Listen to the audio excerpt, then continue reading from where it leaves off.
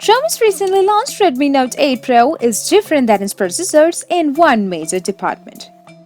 The company decided to use a Mediatek processor instead of the tried and tested Qualcomm processor.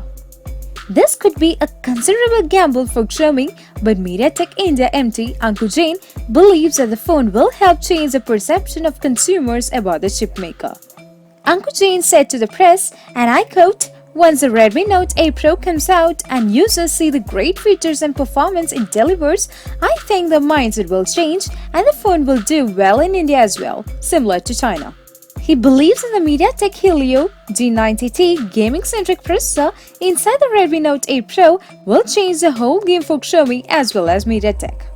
So the question we have now is Mediatek Helio G90T really that good? On paper, the G90T is a significant upgrade as compared to the Snapdragon 675 found inside the best-selling Redmi Note 7 Pro.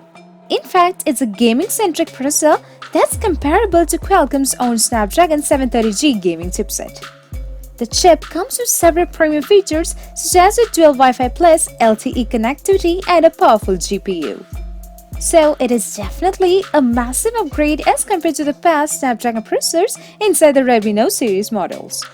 Interestingly, Mediatek's collaboration with Xiaomi has been fruitful in the past. The budget Redmi 6A has been the best-selling smartphone in India for the past 3 consecutive quarters. And the phone features a Mediatek Helio 822 processor inside.